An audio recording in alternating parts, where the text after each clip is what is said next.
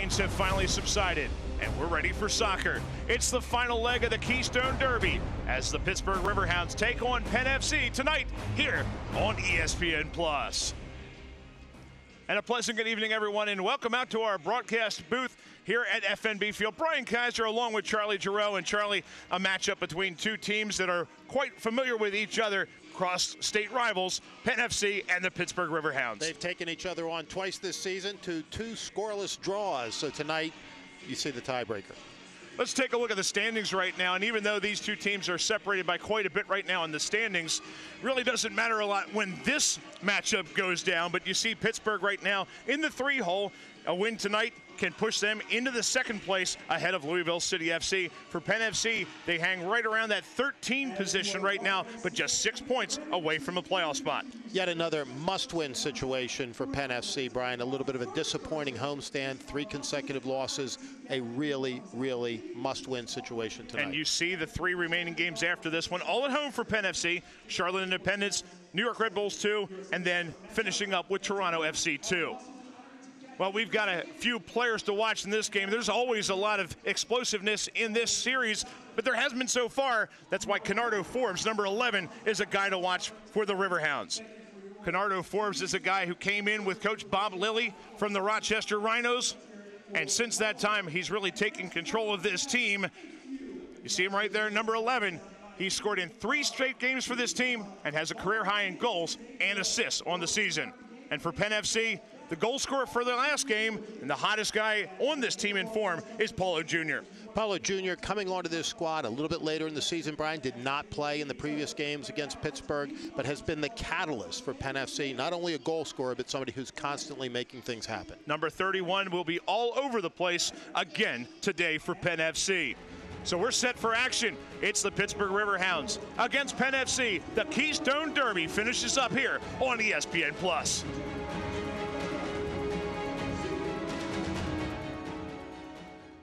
Did you know all electronics must be recycled? It's the law, but more importantly, it's the right thing to do. At the Recycling Center, Dauphin County residents can recycle older broken TVs, computers, cell phones, laptops, major appliances, even paper. The Recycling Center is conveniently located on Cameron Street in Harrisburg. It makes recycling fast, safe, and simple. Stop by the Dauphin County Recycling Center today and help us recycle the right way. Crooked Hill Townhomes is the official housing partner of Penn FC. The rental community located in Susquehanna Township features 3-bedroom townhomes with attached garages and optional finished basements. The community features 6 beautiful floor plans, a state-of-the-art fitness facility, and an off-leash dog park. For more information on the community, visit www.crookedhillapts.com. Crooked Hill Townhomes, the best in luxury living at Central PA.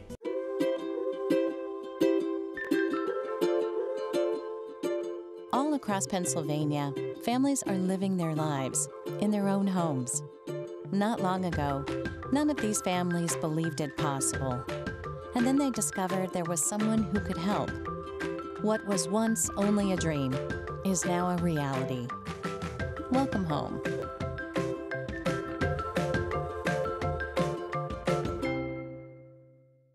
From Times Square to your local community, from local sports to international conventions, Invika has changed the broadcast and video landscape, bringing professional quality and service to organizations across the globe. Through professional, college-level, and local sports, festivals, competitions, parades, and telethons, conferences, and commercials, Invika is bringing the power of video to more people and markets than ever before. Have a project you need covered? Check out our website for more information. Invika, providing affordable HD video solutions. And welcome back here to FNB Field for our pregame show. Brian Kaiser along with Charlie Giroux. The two teams are now on the pitch, exchanging pleasantries. You see the Pittsburgh Riverhounds right there in the away black with the gray trim. And here's their starting lineup. Nico Brett, their leading scorer with 15 goals on the year, not in the starting lineup. Kay Banjo gets the start up top and forward in place of him.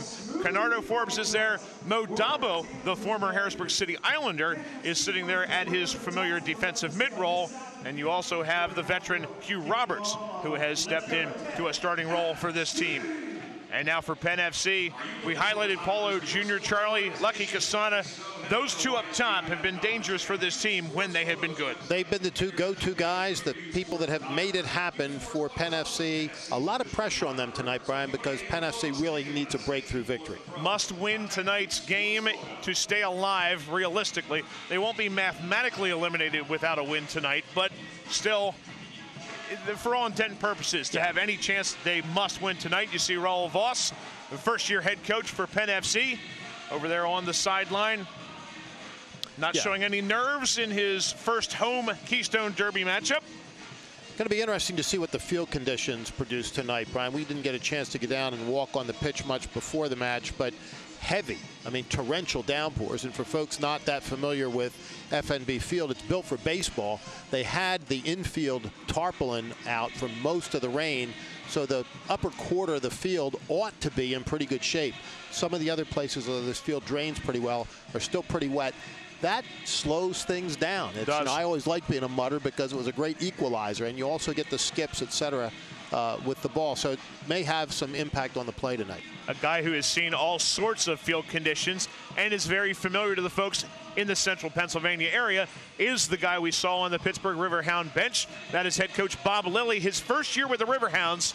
But at 52 years old, he has been a lot of different places, including he was a former professional indoor soccer player for the Harrisburg Heat franchise here in this city, as well as the head coach for the Hershey Wildcats between 1997 and 2001. Incidentally, the place where I got my start as a soccer broadcaster that 2001 year. It all works together. And, you know, Lilley obviously a mainstay for Harrisburg's indoor professional team some years back, and a winning coach who takes over from my old pal Dave Brandt, who has moved back to the college ranks and tells me he's really enjoying it. And we're underway here at FNB Field.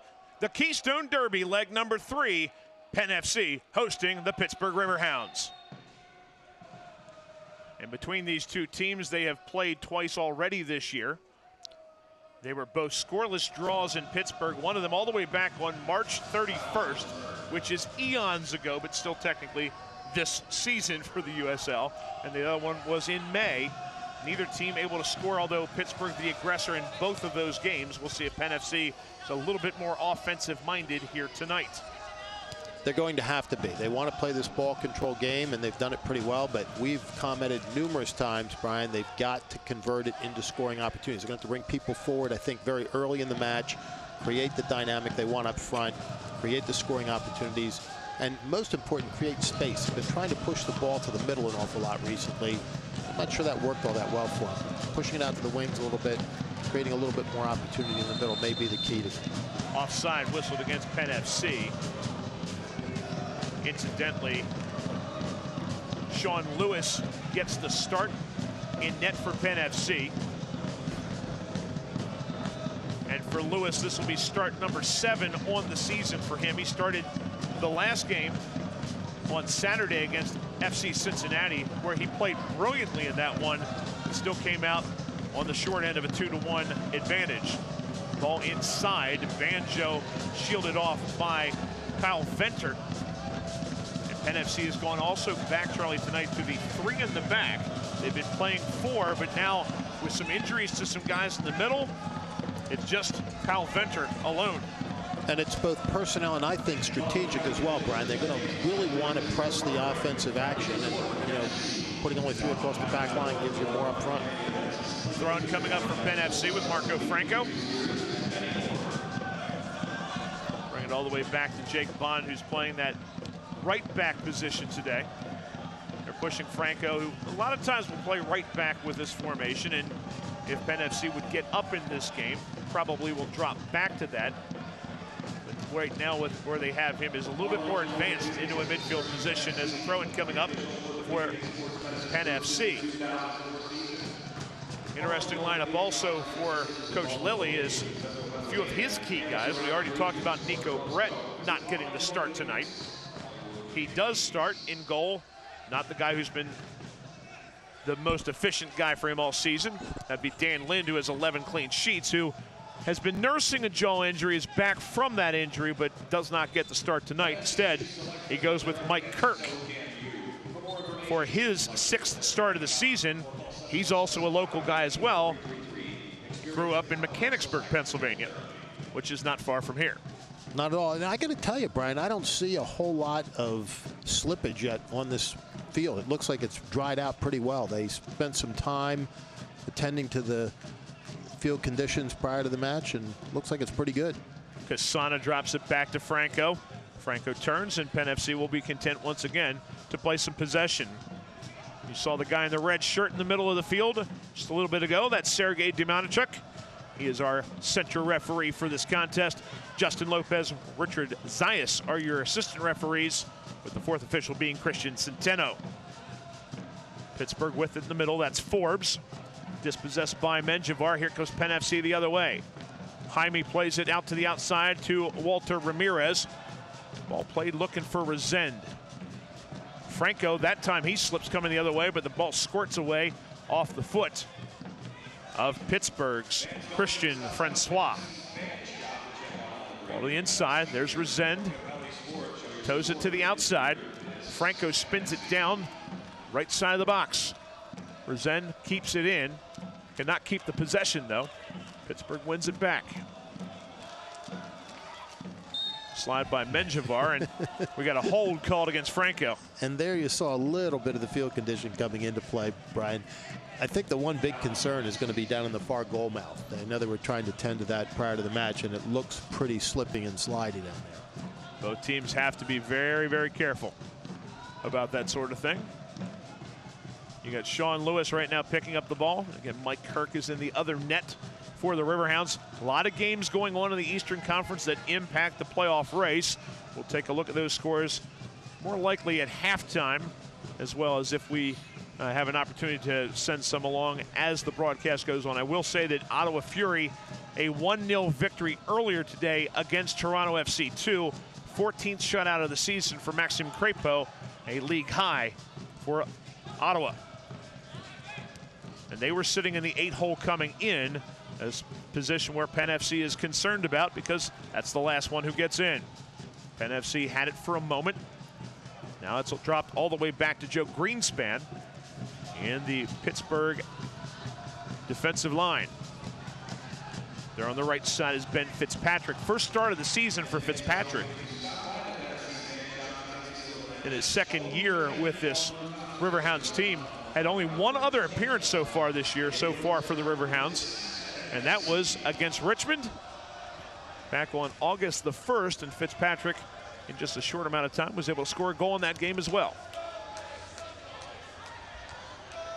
50-50 ball won by Penn FC. Hawkins sends it right back down into the Pittsburgh half of the field. No real possession. And this truly, Charlie, at this point, because of the field and how wet it is, as we see Bob Lilley, a good picture of the veteran head coach there. This is really a time where both teams, more than any, a feeling out period just to try to get used to the conditions. That's absolutely the case. I mean, they're really just poking and prodding and probing a little bit more and looking to see what the defense is able to hold up on these field conditions. And Penn FC, as we've mentioned, you know, really needs to put the scoring attack together. They've scored only 1 goal in the last 3 matches. That was one that unfortunately they couldn't make hold up. They took a 1-0 lead at Cincinnati and ended up losing that match. But goal scoring, big ticket item for Penn FC tonight. Foul called against Penn FC. Miguel Jaime was the one that they whistled against, even though Franco ended up taking the ball away shortly after that. So it will be a Pittsburgh Riverhound restart. Riverhounds in 3rd place right now in the Eastern Conference of the USL. They win tonight. They're just 1 point behind Louisville City with a game in hand. This would be that game, and can pass Louisville City with a win here tonight. They also are in very good form. They really have been all season long, though. Won on Saturday against the Indy 11 by a 3-2 advantage. Tied Louisville 2-2 the previous Saturday. And beat Bethlehem 4-1. That was back on Friday, September the 7th. So 2 wins and a draw in their last 3, and only 1 loss since July for Pittsburgh.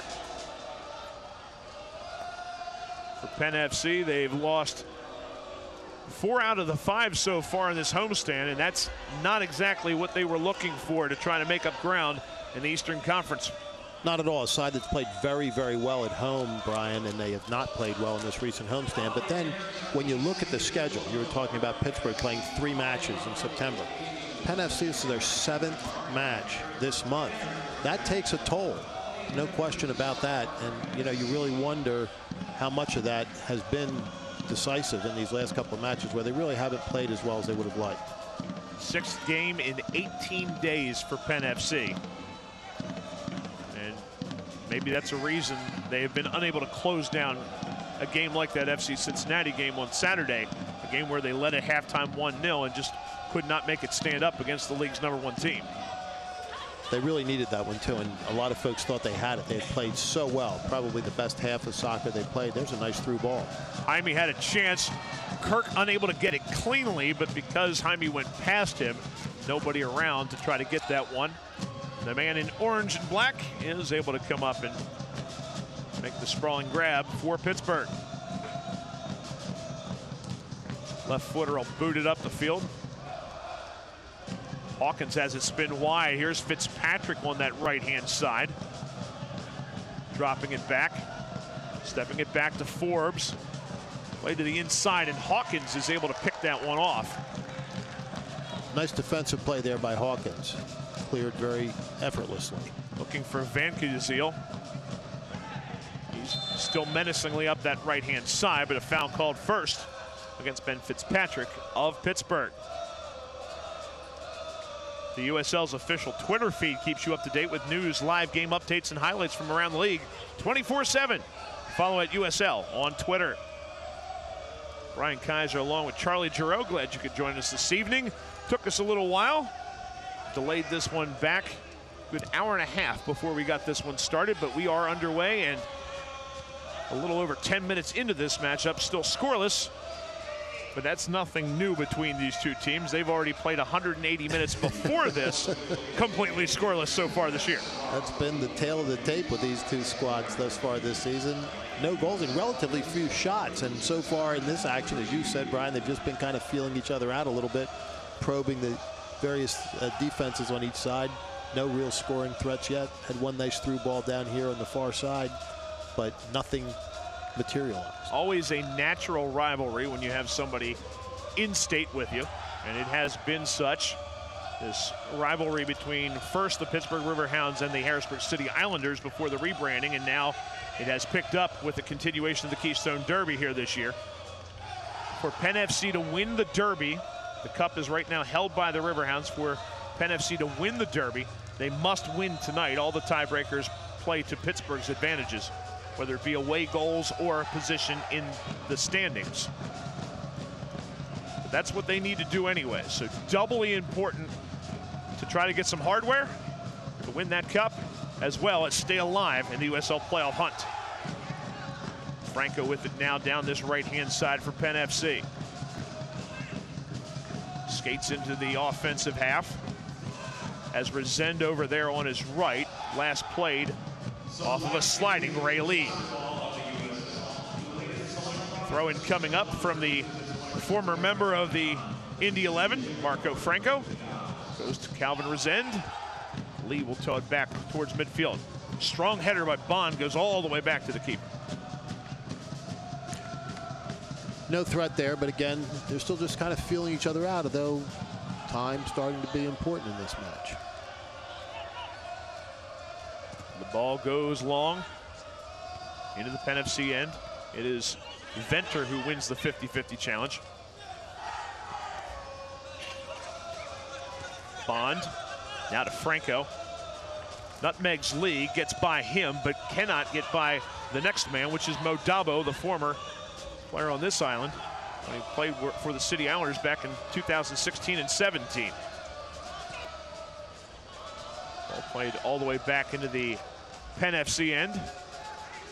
Here's the Englishman, Harry Hawkins. Nice ball centrally to Paulo Jr., who tries to turn. Hustles to get a deflection on it.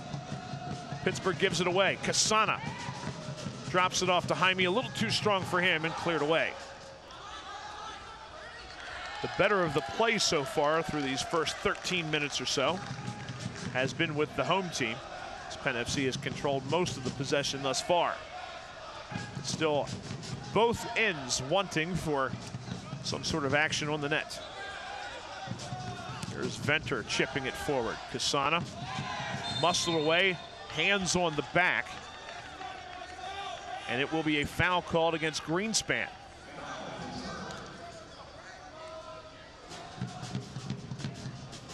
So that is Joe Greenspan. I think part of this too is trying to get your foothold there, but definitely extends there. You can see at the end of that one, getting position. Good question. Greenspan in his second year with the Riverhounds was on loan last year from Minnesota United for 10 games and then stayed with the squad this year full-time. He's a Naval Academy graduate. Guy who went through the Naval Academy, did a year of service and then was excused after that to pursue professional sports. And his dream of playing, as he has played 7 games in the MLS with Colorado Rapids and with Minnesota United. Left foot from Ramirez goes right into the wall. And here is Resend, deflected, chance for the counter for Pittsburgh. Yeah, driven right into the wall. An opportunity there for a little bit of a chip. Down the left-hand side. Here's a cross that's too far. That's off the foot of Francois. Goes all the way out over the other side for a throw-in for Penn FC. That's a dangerous spot on the field, Brian, and you would have thought that he would have tried to push it a little bit closer to the net, but drove it into the wall, and they come away with non-threat. Giveaway by Penn FC in their own end. And now the throw-in coming up for the Pittsburgh Riverhounds. That's going to be Venka Usl throwing it in, looking. Not able to spend his banjo, and Penn FC gets it up towards midfield. Here's Paulo Jr. Trying to find some numbers, has to pull it back.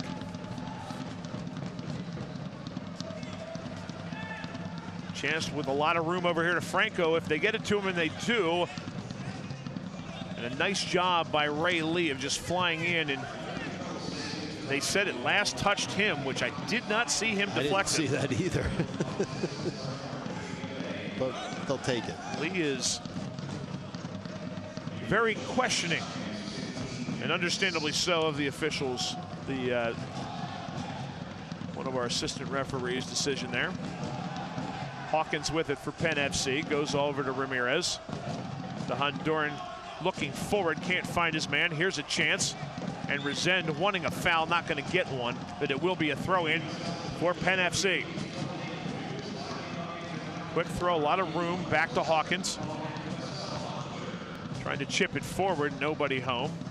The ball played right back over the far sideline for another Penn FC throw.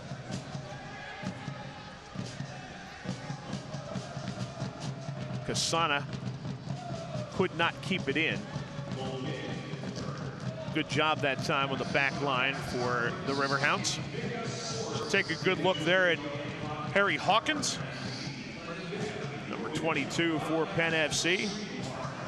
Played with Lucky Kasana last year with the New York Cosmos. I'm sure that has something to do with the fact that he got the opportunity to come here. Kasana was here in Harrisburg previously, so when the team brought him back, probably had nice things to say about his teammate. And Harry Hawkins got a contract here as well. It all works out. Venter sends it up the field. There's the veteran Hugh Roberts in the back, former Richmond kicker.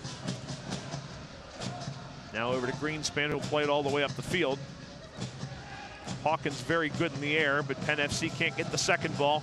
Here's a cross to the middle. Nice step by Venter to cut off that cross. Opportunity. Here's Banjo looking for Francois. Venka Usl. They switch the point of attack over here to Roberts over on the left side of their attack. Ray Lee with it now, trying to play it more centrally. Looking in the middle for Canardo Forbes. Pittsburgh will backtrack and get it though. Still scoreless here in the 18th minute of play, Penn FC and Pittsburgh. Roberts with the ball. Comes up this left side. Some pressure from Casana. Forces the ball forward. A little dangerous, but it squirts all the way back to Lewis in the Penn FC net before Francois can get there. That was a little dangerous. I mean, if you get somebody just a little bit flat-footed, that's a scoring opportunity. That's a little dangerous. So Sean Lewis, again, making start number 6. Check that, start number 7 of the season for Sean Lewis. 1.33 goals against average. 2 clean sheets on the year, and unfortunately he had some sprawling saves on Saturday night.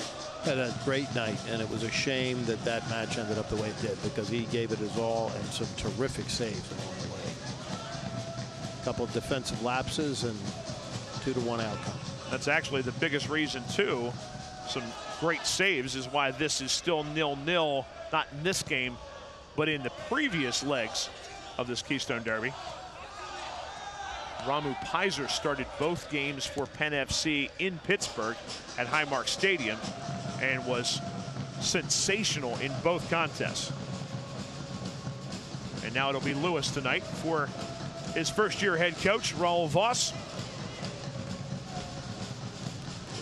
Played in Germany with Hoffenheim, then assisted at Fort Lauderdale, and then at Tampa Bay before getting his first opportunity to be a head coach this season with Penn FC. And he's enjoyed his time here. You can tell he really is into every match and very animated on the sidelines, and always a good conversation at halftime. Throwing coming up for his team. Resend flicks it towards Paulo Jr. Tries to cross. Can't get enough of it. And it will be a goal kick for Pittsburgh. Select is the official soccer ball of the USL. For the latest Select products and special offers, please visit www.selectsportamerica.com. Receive free shipping on orders over $50. There's Mike Kirk, the LaSalle University product. In his first year with the Riverhounds, taking the left-footed goal kick. One of several players from Central Pennsylvania on this Riverhounds roster. Here comes the ball, an opportunity for Pittsburgh. Good turn from Forbes. Plays it behind Banjo, though. It already cut to the inside and over the end line. Not sure how Banjo didn't get called offside on that, but here they are coming out with a goal kick. Could have been a good opportunity there. That nice through ball would have been trouble. For Pittsburgh, the need right now is to prepare for the playoffs, but also they're still very much in play for that number 2 seed overall in the Eastern Conference. Very important place, because that means you've got home games all the way until the inevitable showdown you would expect with FC Cincinnati. But if somebody knocks them out, you're hosting all the way through until you reach potentially the final. And then it depends who's there. Being able to control your own destiny in the standings is really, really more important. Here you go. Fitzpatrick, an opportunity. Good cross, and it's chested high and over the bar. First real chance for either team, and Francois. He tried to take that as a volley, it looked like, Brian, and all he needed to do was touch it. Here's the ball down the side. Here's Fitzpatrick with it, and Banjo missed it. Francois, I think, was distracted by it. And because of the miss from Banjo, Francois didn't get all of it and chipped it over top. Actually, Hawkins affected that one, too. It was well defended there, because you had 2-on-1. The Frenchman Francois with, check that, the Haitian Cristiano Francois. Here's an opportunity and a shot which is just wide from Francois. He unloaded on that one, and they really kind of dodged a bullet. Penn FC did that last time down. Looking for his 5th goal of the season and making his 25th start, Cristiano Francois, one of a total of 7 players on this Pittsburgh Riverhounds roster who came in with Bob Lilley from Rochester when the Rhinos decided not to operate this season. So Lilley had already left, and he brought several of his own players from that team, and several of them have been major players. So we have a collision near midfield as a knocking of heads between one of each. And this may be Venter of Penn FC. No, it's not Venter. Sorry, he's right there. We'll take a look again at the replay on this. Jake Bond, 16, not 6.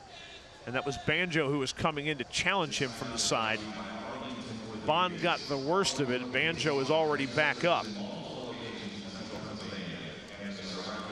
So when that ball came in, Bond was closest to it. Banjo leaning in to try to get a piece of it, and the gloves are out. And there may be some blood on his forehead. Can't quite tell. Not a lot of hair in the way. That is for sure. Jake Bond, his second year here in Harrisburg, was with the City Islanders a year ago. A year ago made 10 starts and 14 appearances. For Jake Bond, he's already surpassed that this year, as this is his 13th start overall. There you see some of the supporters who have made the trip from the Steel Army. I see a Jose Angulo jersey down there. He's no longer with the squad. You also see number 10, Kevin Kerr's jersey. He is still with the Riverhounds, but he is out injured tonight, as he has been for a bit, so he will not play tonight, as Bond will be walked over to the sideline. Banjo's already over there, so both players are going to be waved back in by our center referee. Happy fans. The Capital City crew is here for the City Islanders, taking their usual position behind here in the first half. It will be the Penn FC goal. They like to be in the ear of the opposing keeper in half number 2. You see them right there. Ready to make noise and try to pump up the home fan, which, because of the weather situation, and it not a packed house. Definitely not. Definitely not tonight. And folks up under cover to the greatest extent possible. An hour-and-a-half weather delay will do that. So it will be a drop ball coming up. But that Capital City crew, Brian, I don't think anybody or anything would hold them back. They're the most loyal fans you could possibly imagine. And rain, snow, hail, sleet, anything else, they're out there and they're loud. And they will wave both players back in the game. So we are back 11 v 11. Still scoreless here in the 26th minute of play. Ball played long. Lee finds Dabo. Now the ball over to Pratzner. He'll send across. Good step by Franco getting in front of his man, but nobody going to the ball for Penn FC. It's an uncontested play initially for the Riverhounds. Riverhounds will get it right back. Roberts will get the ball. He chips it forward. Fitzpatrick had slipped. Penn FC will backtrack to get it. Venter wants it to go over the end line, and finally and barely does. He talked that one over the end line, I think, Brian. He was very patiently awaiting its arrival. Friday's Mega Millions jackpot now has an estimated annuity of $303 million. That's $303 million.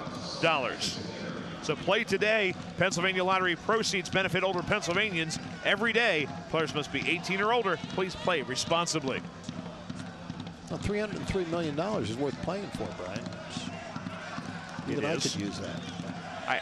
There are very few people who would not be able to find some use for that amount of money. So Penn FC with it right now. The more needy of the win here tonight, multiple reasons. Trying to stay alive in the playoff hunt.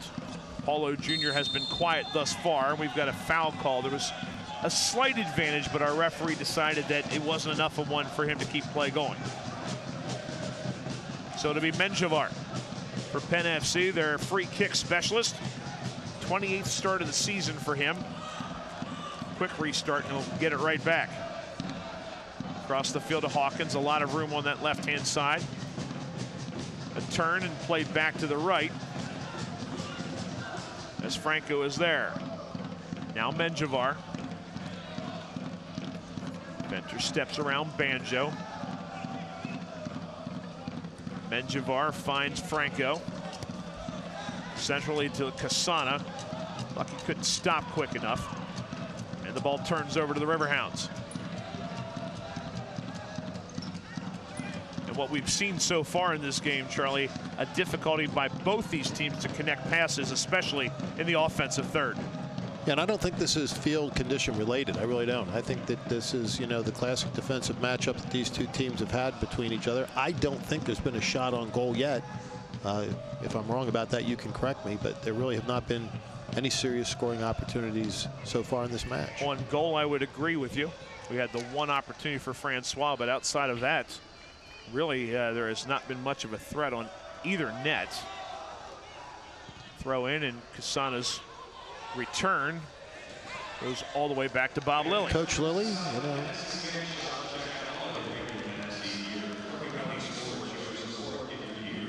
He's got a familiar name for American soccer over on his bench, at least the last name for a lot of people now, is Mark Pelisek, the father of Christian Pelisek, U.S. national team, and the next great hope in many people's opinion. Superstar from right here in Hershey, PA.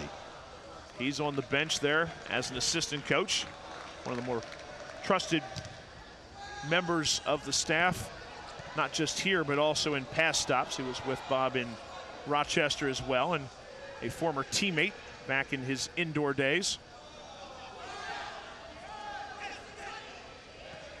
If you've ever read some of the stuff that the Peliseks, Mark and his wife, did with Christian when he was growing up, it really puts a lot of things in perspective.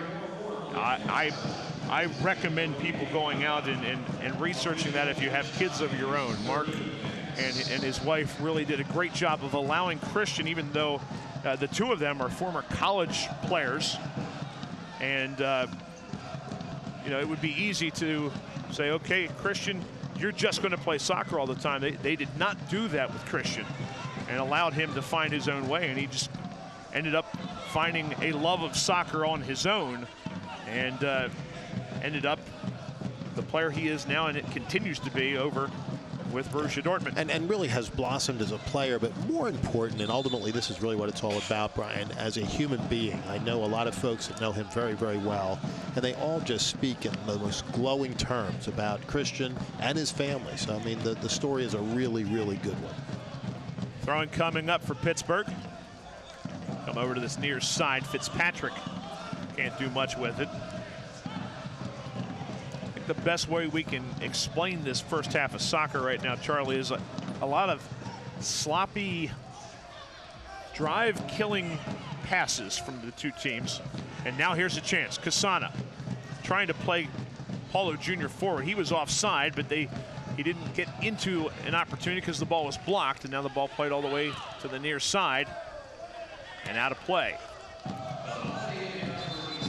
Ball bent right back in, so it came out just long enough to get the throw in for Penn FC. It has been sloppy, and you don't know how bad the field conditions are, but regardless, you've got to play at this level much more consistently and much more cleanly than these two sides have thus far, especially in a match with as much riding on it as there is, especially for Penn FC. We've mentioned it numerous times. They really need to win tonight. Brazend looking for Bond coming forward, and he slid away from him by Greenspan. Check out, was not Greenspan. Coming back. Great job defensively from Pittsburgh. That may have been Van Kizil. Long ball played by Penn FC. Throwing coming up. Jaime. And they'll pay it back again. Swinging around the outside.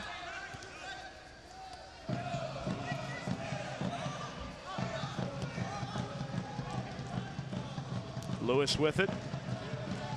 Here's Hawkins going up the left-hand side. They drop it into the center circle. Long ball played up. Paulo Jr. Great ball right back to him by Resend. Jr. with a cross. Deflected just far enough to get it away from Bond's waiting head on the backside. Usl sends it back up near midfield. There's Menjivar. Usl will chip it forward. It's a foot race won by Hawkins. But you always have to be careful when you're back there. Plays it back to his keeper, Sean Lewis. Still scoreless here in the 34th minute of play. And Brian, we've made a couple of comments about the field conditions. That's Mother Nature, and there's not much you can do about that. But the grounds crew here at FMB Field worked tirelessly through that hour delay to make it as playable as it is, and they've done a really pretty good job. The field drains well, and so some of the real concerns that existed prior to the match weren't present. But the grounds crew here really did a remarkable job. Worked very, very hard. Didn't give up till right before the kickoff. It was a real possibility that this game was not going to get played tonight because the field was not cleared until the very last moment. And that is indeed the work of that grounds crew, continuing to work on it and making sure that we were able to get underway. An hour and a half late, but still getting to play. And that's the important thing, because neither one of these teams wanted to have to try to reschedule this to another time. Pittsburgh's got a game coming up in a couple days. Penn FC does not. They have a much needed break, but Pittsburgh has one on Saturday and really could not afford to stick around tomorrow to play this one. If they had to stick around until tomorrow, Brian, the real travesty would have been that neither you nor I would have been able to do the broadcast, and fans throughout the world would have been incredibly disappointed. I'm sure that's the biggest concern that everyone would have had. I heard them talking about it all over the stadium today. So we'll change the perspective back to what's going on in the field, which really hasn't changed a lot. Two teams kicking the ball around and not connecting in the offensive third. Here's Ray Lee with it. Drills it off of Richard Menjivar. Menjivar loses it and is fouled, pulled by Fitzpatrick on the way by. Yeah, Brian, you correctly have pointed out already, and we'll say it again, not much of this match has been played in the offensive third of either side. It's been played in the midfield by and large, and with some really, not great passing. So you're hopeful that this ball control offense of Penn FC will begin to connect, get them up into the upper third, create some space, and create some scoring opportunities. They've got to bring some people forward. And they're still trying to force the play into the middle where there really have not been much opportunity. Ball played over to Hawkins. Now Ramirez barely keeps that one in. Menjivar in the center circle. Good possession for Penn FC and this Pittsburgh squad. Anything you know about a Bob Lilley coach team, they will normally be very staunch defensively. Very uncharacteristic. Over their last 6 have given up goals in each one of those games, but it's a team with a league high 15 clean sheets as Fitzpatrick once again is called. He's, I believe at this point, going to be very fortunate if he doesn't get a card just because of persistent infringements. It may be his last warning. You saw the one go up. I think that means you got one more shot. A little bit of do-si-do that time, swinging his partner on the way by. That marking spray isn't working terribly effectively tonight either, Brian. No, it's not. And Ramirez, the left footer, will actually put this one into play.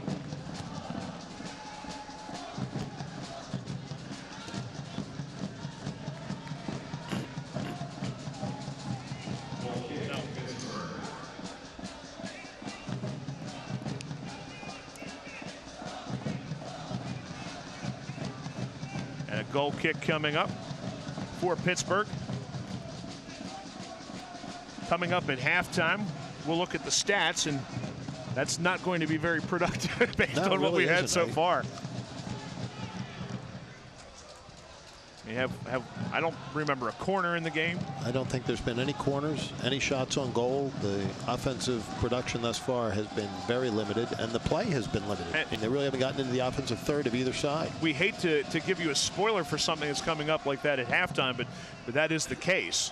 As it has been a statistic vacuum here in half number 1 between these two squads thus far. Can we have something here? A chance, an opportunity, slid in front, and a goal! K. Banjo puts one in the back of the net on some scrappy play in front by the Riverhounds, and the road team takes the lead. Well, so much for our conversation, Brian, but that's just defensive breakdowns all over the place there, and keeper down and an easy goal. Here is the initial cross. Francois, who's been the most dangerous player. Fitzpatrick got a touch, but couldn't get all of it, but it was just enough that it was flicked back to Banjo. And Penn FC not marking on the backside, and for K. Banjo, his first goal of the season for the Pittsburgh Riverhounds. Had a couple goals a year ago for the Pittsburgh Riverhounds team in his second year with this squad. And the man with dual American and Nigerian nationality has a goal here for the Riverhounds to put them on top 1-0, both in this game and also in the Keystone Derby. Yes, some not marking on the back line there, not clearing it when they had the opportunity to clear it, couldn't get all of it, and the keeper down when I'm not sure he needed to be down, and scrambled to get back up, but not there. And Charlie, how much do you also have to consider that you have very little going on the entire time, and all of a sudden something like that happens? You have to be aware, but I mean, you almost get lulled to sleep. You really do. I mean, that's one of those situations where you've got to be prepared for the quick strike situation. There it was, boom, boom. And it looked like they were just not prepared. They had two opportunities to clear and just didn't do it. Paulo Jr. called for offside. Our referee is trying to motion him back, and I'm not sure if he's getting a card or not for something he said. Well, they're certainly going to have a conversation. Doesn't look like a card, but enough. The thumbs up apology from Paulo Jr.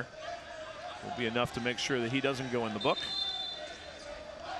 We are in the 40th minute, and the Pittsburgh Riverhounds, on the first goal of the year from K. Banjo, have a 1-0 lead on So the Penn FC. situation, Brian, is pretty clear. Penn FC has to score at least 2 goals. A draw tonight does them nothing.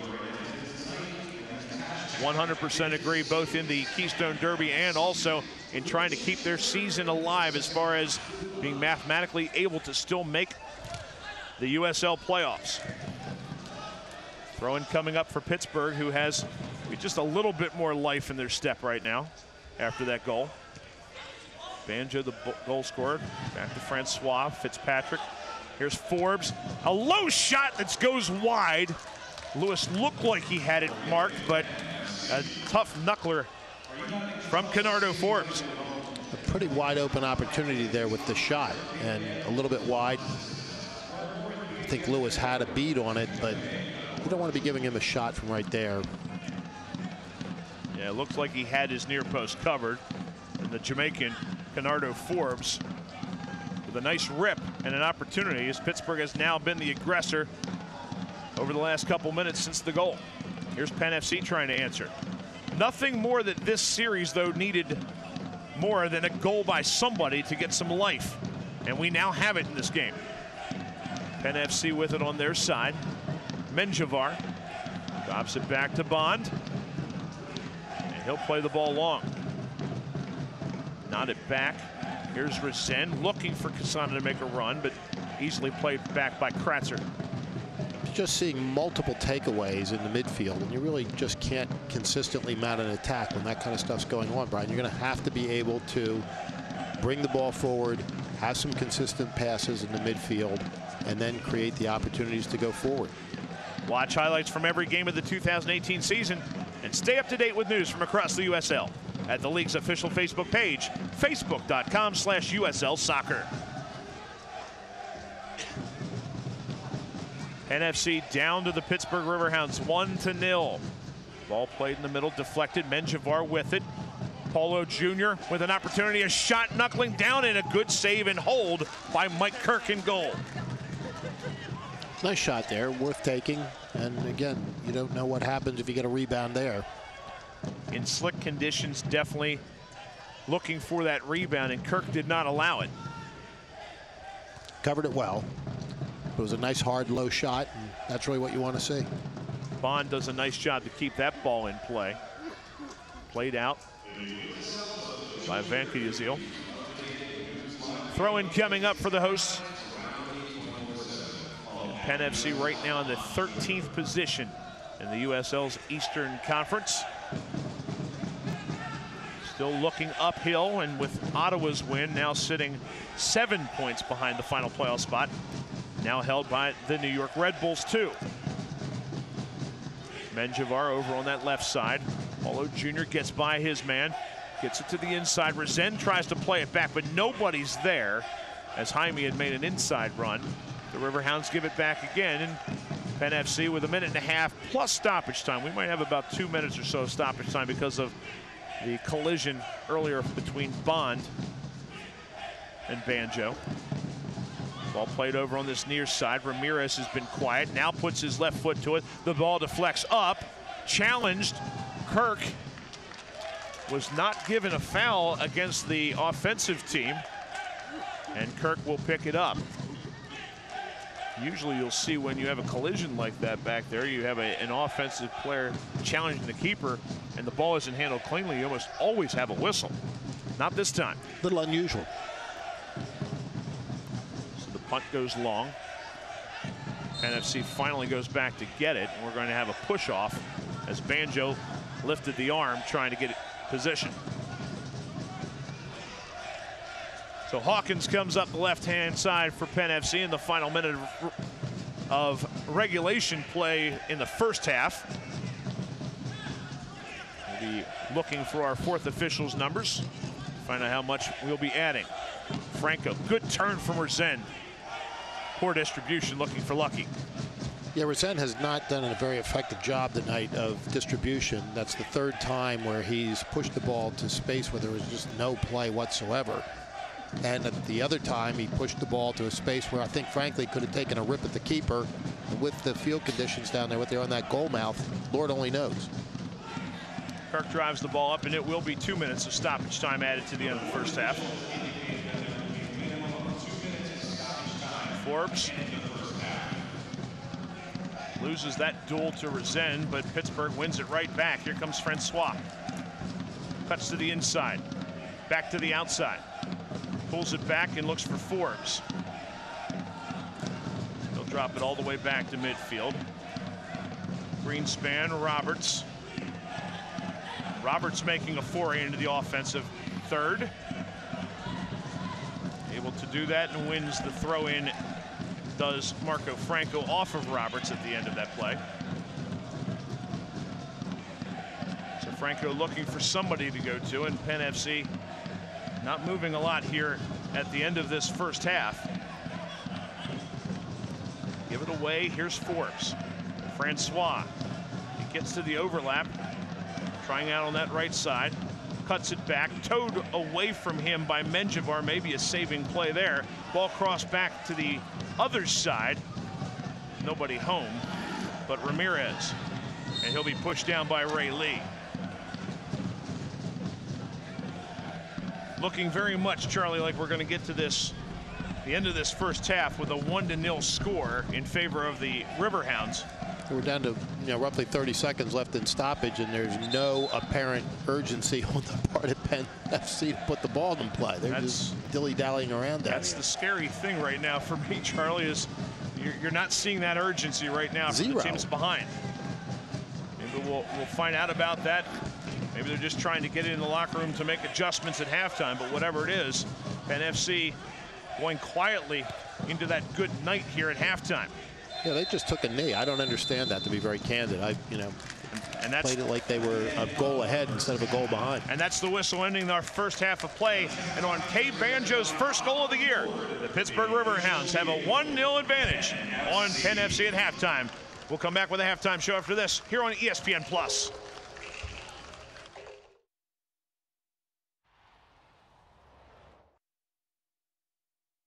Pittsburgh Hill Townhomes is the official housing partner of Penn FC.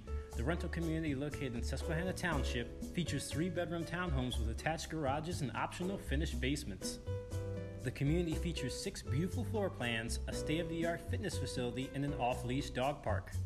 For more information on the community, visit www.crookedhillapts.com. Crooked Hill Townhomes, the best in luxury living at Central PA.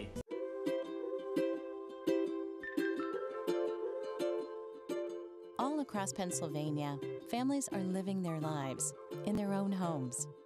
Not long ago, none of these families believed it possible. And then they discovered there was someone who could help. What was once only a dream is now a reality. Welcome home.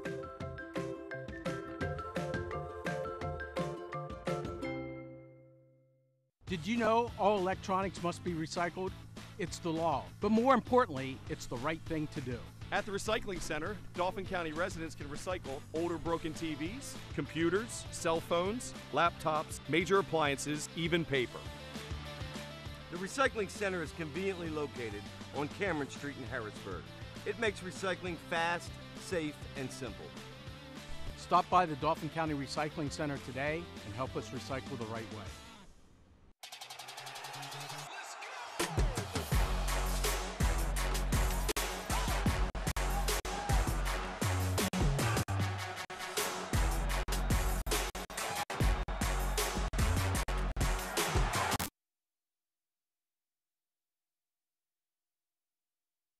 Welcome back. It's 1-0 here at halftime in favor of Pittsburgh over Penn FC. Let's go down on the field to the third member of our crew, Brandon Morey. Thank you, gentlemen. Coach Voss, how did you keep your team focused in that hour-and-a-half delay before the game got going? Yeah, we just made sure that we spoke with them about what's going on, and they're mentally focused. And I don't think the focus was the issue. We came on good in the game, started the game off well, so I'm okay with that. What did you see in the play that led to Pittsburgh's goal?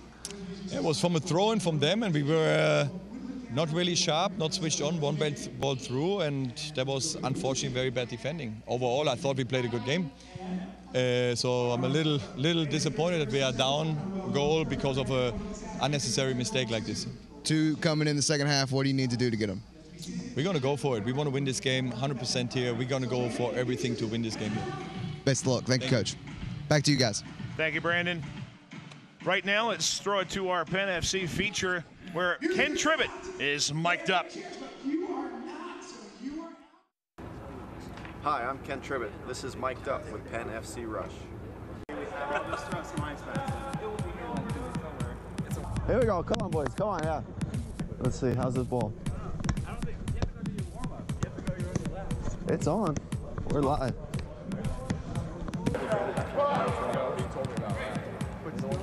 I'm not saying it was fun, but you still talk about it. What? Come on. Got it. Yep. How many? No, that was the first trip ever. That was the first trip ever. Anyway. Ole! 5, 6. They're flying out. 4. How's it, Mickey? Hey! 13. Bro? Yeah. Funny warm.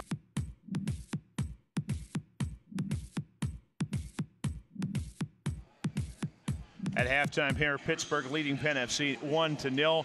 We told you this past weekend there was a big announcement coming up for the USL. Well, the USL has rebranded. Let's find out about it right now.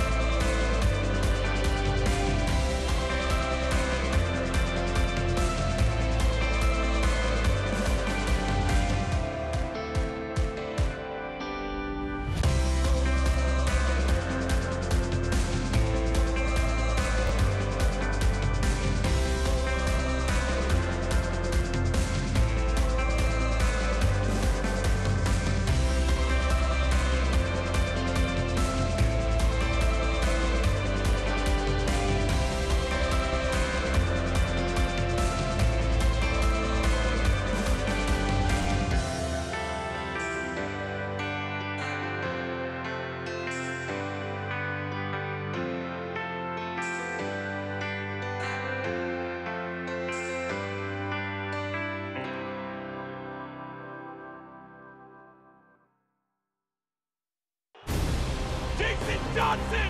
You've got to be kidding me! Sabrina Kid! Alex Mendoza! Goal! Mendoza!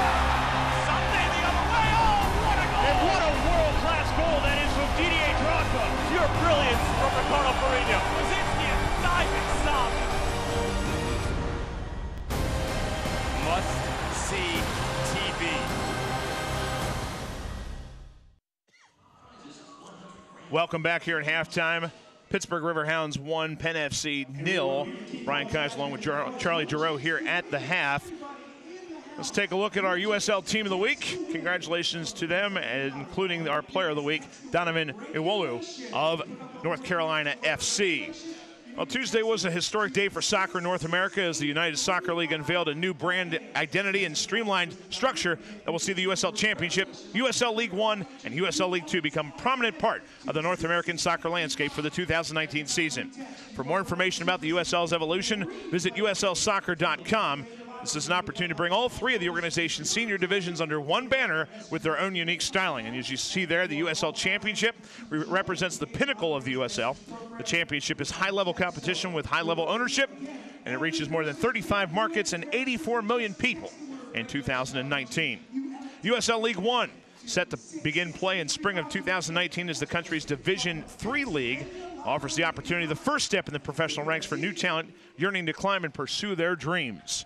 And USL League Two, previously known as the Premier Development League, has for more than 2 decades been the established developmental platform for players, fans, and communities, and offers a path to pro soccer. And you take a look there, 70% of MLS draftees played in that league previously and will hopefully play there again. And exciting times right now, Charlie, for USL. Kind of says it all. 70% of MLS draftees played there. That's a pretty good calling card.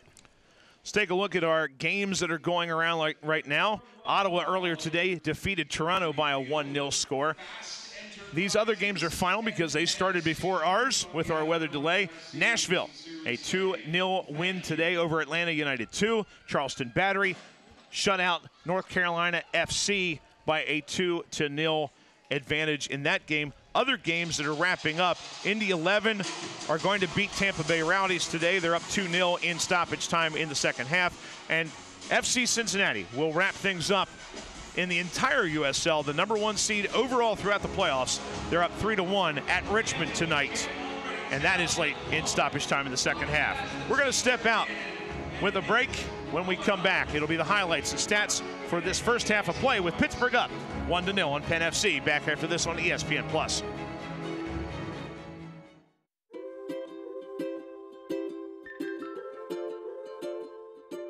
All across Pennsylvania, families are living their lives in their own homes. Not long ago, none of these families believed it possible.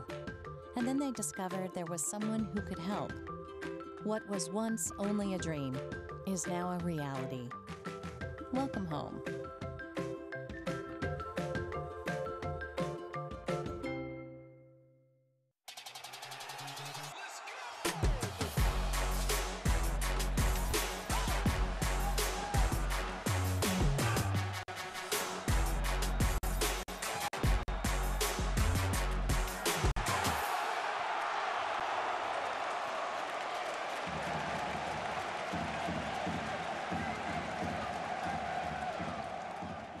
Did you know all electronics must be recycled? It's the law. But more importantly, it's the right thing to do. At the Recycling Center, Dauphin County residents can recycle older broken TVs, computers, cell phones, laptops, major appliances, even paper. The Recycling Center is conveniently located on Cameron Street in Harrisburg. It makes recycling fast, safe, and simple. Stop by the Dauphin County Recycling Center today and help us recycle the right way. From Times Square to your local community, from local sports to international conventions, Invika has changed the broadcast and video landscape, bringing professional quality and service to organizations across the globe. Through professional, college level, and local sports, festivals, competitions, parades, and telethons, conferences, and commercials, Invika is bringing the power of video to more people and markets than ever before. Have a project you need covered? Check out our website for more information. Invika, providing affordable HD video solutions. And back here at F&B Field in Harrisburg, Pennsylvania, Brian Kaiser along with Charlie Giroux at halftime. Pittsburgh Riverhounds FC lead Penn FC 1-0 at half, and we're going to take a look at our first half highlights, and let's just call it what it is. First half highlight, because this was the only action towards the net. And you see the only goal of the first half, and that coming off the foot of K. Banjo. Just his third start of the season. It was started after a throw-in. Francois crosses to the middle. Ball not played out by Penn FC, and the danger ball left on the doorstep for Banjo to finish.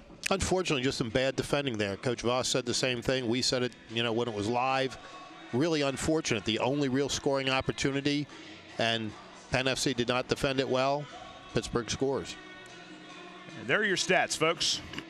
3 shots for Penn FC, 63% of possession, which so far has meant absolutely nothing in terms of what they've been able to generate. They give you no thing on the scoreboard for possession time, and we understand that Penn FC wants to play a possession game. They've played it well most of the run here through the late part of the season, but they've got to create scoring opportunities, Brian. It really is very frustrating to watch them play in the midfield, never really advance the ball into the upper third, and when they get there, either try to push it into places where there's no space whatsoever, or to flail on opportunities to take good strikes, and they don't get the good strikes. I mean, it's been very frustrating. A statistic that would be interesting to look at would be possession time in the offensive third, yeah, which would not be much for Penn FC. No, it wouldn't. I think that's it. Possession in the offensive third has been very few and far between, and as a result, in the last 4 matches, you have Penn FC scoring 1 goal. Penn FC's remaining home games: Charlotte Independence come in next Wednesday, October 3rd. Then the New York Red Bulls 2 on Tuesday, October 9th. Those are both 6:30 start times before the Saturday end game against Toronto FC 2. They're hopeful that they're still playing for something at that point in the season, but if they don't turn this game around, they are not going to be in the hunt any longer. I mean, they need a win tonight. We can dilly-dally around about, mathematical this and mathematical that. The problem, of course, is that you've got too many teams positioned in front of you. You don't control your own destiny at that point, even if you get the point from a draw. They need a win here tonight, so they've got to come out and press the attack relentlessly and with intensity and with focus. I mean, you saw there at the end of the first half, Brian, them playing that ball like they were leading rather than trailing. For Pittsburgh, they will next go this Saturday to Charlotte before their final home match of the season at Highmark Stadium. Will be on Saturday, October the 6th, a 7 o'clock start time. Maybe a playoff preview as well, although we know that the playoff game would be played at Nippert Stadium, but they get to take on FC Cincinnati and test themselves right away to find out late in the season if you can hang with the #1 team in the USL's Eastern Conference. And that moon really is beautiful tonight, Brian. They got a shot of it there just a moment ago above the FNB stanchion out there. It is gorgeous, and what happened earlier seems to have blown far, far away. A lousy start to the night and a clear and beautiful full moon. Penn FC is Rush Soccer's first team making its USL debut this season. Rush Soccer is an international organization dedicated to the development of youth soccer players. Based in Littleton, Colorado, Rush Soccer is partnered with 85 clubs around the globe, providing a comprehensive club development program to over 32,000 players. Penn FC is proud to sit on top the Rush Soccer pyramid. And they have made a substitution at halftime. Isaac Osei has checked into the game for Penn FC. We'll see exactly who he checked in for. That is a striker checking in the game. My guess is probably Calvin Resend would be the substitution for Penn FC, and I don't see Resend out there right now. So that is the substitution here at halftime for Penn FC. We'll double check on that. Struggled in that first half, bluntly, Brian. He did not deliver the ball well, and so a fresh set of legs and maybe a little bit more of an offensive threat coming into the match now, and Penn FC is really going to press it. Coach Voss said so at halftime. The Ghanaian, Isaac Osei, making appearance number 14 of the season. Throwing coming in. They're immediately trying to find him, and he's not going to be able to get there before it goes out of play. So a goal kick coming up for the Riverhounds.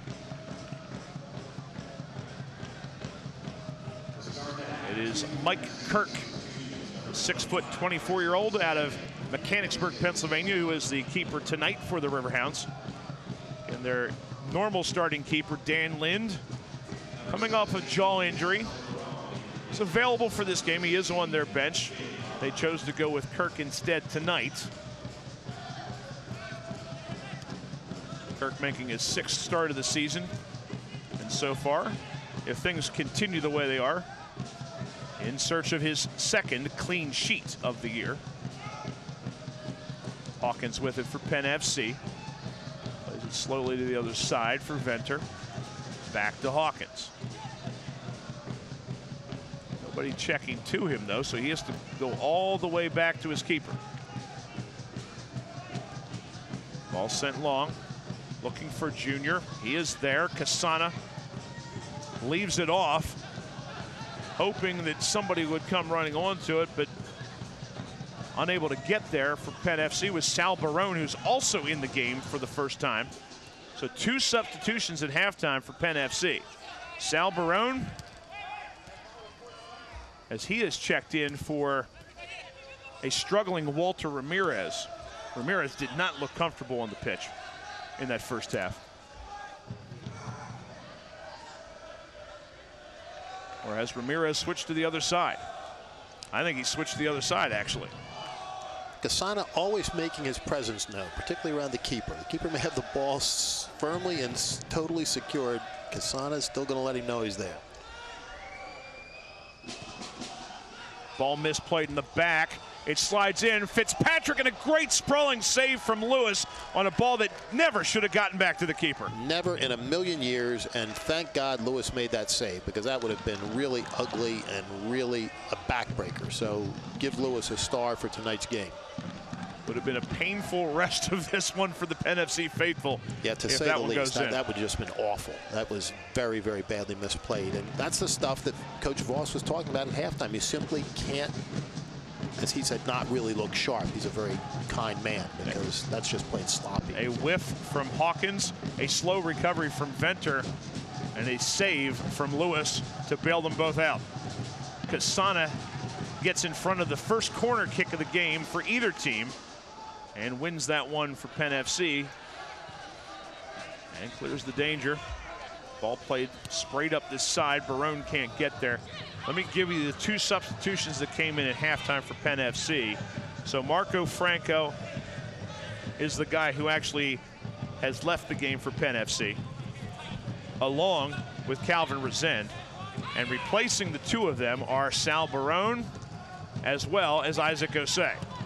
Osei will try to play the ball long down that right-hand side. Ramirez is not going to be able to get there in time.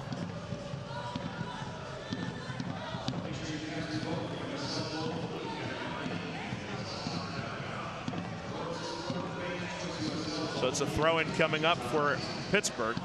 We'll send it back down in the Penn FC side.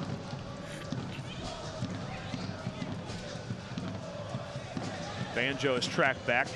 Steps that ball back to Forbes, who has a head of steam going forward. Playing it out wide. An opportunity and a shot. Cross. Saved by Lewis, and just enough to keep it away from the on-rushing Fitzpatrick. Another very dangerous situation there. Nice through ball. Good run to begin, and a nice through pass. And all he's got to do is put a foot on it. Lewis, man on the spot. Francois is able to take care of that one. And once again, Jake Bond instead of Marco Franco, because Franco was the guy who was tracking on that side. So yeah. Bond is out. Resend is out. Franco is still in and drops back to that right back position and did not keep up with the run by the very dangerous Cristiano Francois. Ball sent long by Penn FC. Kasana looking for Osei. This is leg number 3 of the Keystone Derby. First 2 legs, 0-0 and 0-0 out at Pittsburgh in March and May respectively. This one will determine everything. Right now, Pittsburgh has in that competition essentially what is a 2-goal advantage, because a draw will keep the cup with the Riverhounds on away goals. Van Usl dispossessed the ball, but it will be a corner kick coming up for the Riverhounds. Second set piece, this one from the near side of the field. Last one turned out to look a little bit dangerous, but it was taken away by Lucky Kasana and out of trouble. Forbes plays it in. Uncontested header that time from Hugh Roberts. And the 6'4" defender is unable to get it on frame as Lewis was there in plenty of time. Not much on that one. Still Roberts wide open in front of the net. That has to concern him. He controlled it, obviously just a little more of a lollipop, no threat, but the fact that he controlled it so easily is a little bit of a concern. Fitzpatrick with it now. They play it centrally to Dabo. The former City Islander plays it now on the left side to Francois, who's probably been the most dangerous player for Riverhounds in this game. Ball sent in. Banjo chips it to the back post. Too high and too wide. No question who the better team has been here in half number 2, though, Charlie. It has been the team that does not need to be the aggressor who's been the aggressor in the opening 7+. That's the problem. I mean, Penn FC had to come out. They made the substitutions, went for a little bit more of an offensive look, and they simply haven't been able to bring the ball forward and create any sort of consistent attack. In the meantime, Pittsburgh is. They're pressing the attack. Giveaway on the right side. Here comes Pittsburgh again. Forbes plays it to the middle. Banjo looking to play it back to him. And his pass is deflected and won by Penn FC. Chance for the counterattack. Kasana coming up the middle. Pratzer is able to slide it away. Can Penn FC move quickly enough? Here's Ramirez. Paulo Jr. on the left. Looking to cut to the inside. 3 players around him. Still looks to fire. Shot. Saved. Osei goes over the bar. He was offside anyways. Both Kasana, who was definitely offside, and Osei, who was probably just a step offside. Neither one, but they missed the mark nonetheless. Yeah, the flag was up, and so my protestation was a little bit premature, but that's the advantage of just letting it rip. I mean, it's a difficult ball to handle. The keeper doesn't handle it cleanly. You've got that rebound there, and that's where, bang, bang, you're back in the match. That's where that 3 shots in the first half was very disappointing for Penn FC, because they did not have those opportunities in that first half of play.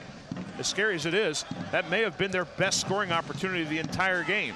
Thus far. I mean, the 3 shots that they took in the first half, Brian, none of them were on frame and none of them particularly troublesome. Kasana flicks it forward. A left-footed toe up and deflected out, as it was Jaime who was able to turn that one and win a corner. So Menjivar comes over to the near corner for the first corner kick of the game for Penn FC. Assist leader on this Penn FC team with 5. Plays it right into the middle. No one there, but an opportunity for Ramirez. Can he get his shot away with the left foot? No. Drops it off.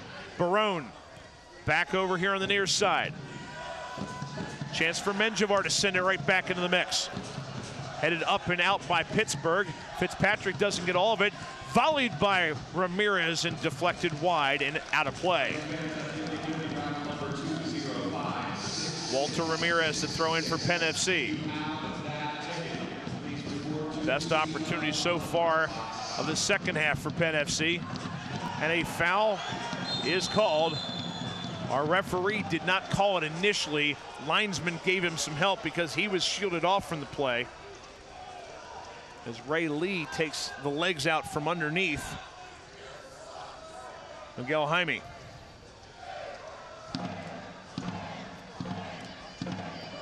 So this will be played like a corner kick on that side.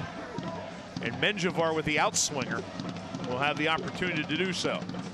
We're going to get a replay here of the foul. Jaime with a good cut, and Lee just sticks that foot out there.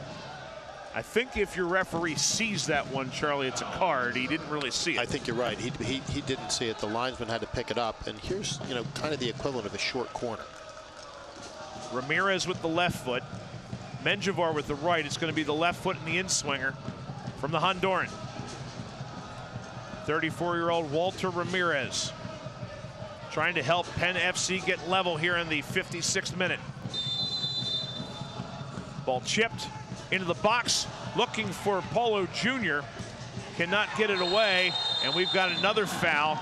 This is Banjo, and the second collision of the game from Banjo will most likely brandish yellow. Although I have not seen a card yet. Maybe just the collision was not enough. I don't think he's reaching for one. Barone is the guy who gets fouled. He is bringing Banjo over. We'll see what our center referee has decided to do. There's been a lot of admonishing, but not much carding in this game so far from Sergei Demonishuk. And that will be the continued decision of how to address things. So in the 25 yards out from goal is where this one's going to be. Dangerous spot on the field. A lot of times you'd want a shot on this one. Will it be Menjivar's right or Ramirez's left? Considering where it's going to be, I would expect Menjivar to put this one into play.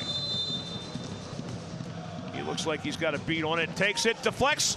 The keeper is there. Kirk knocks it down, in a slight puddle of water there, is able to get there before Osei.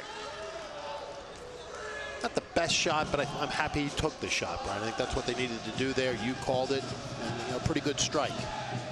Stay up to date with all the best from social media around the USL by watching Off the Post with Kelsey Steele every Friday evening on the USL's social media channels.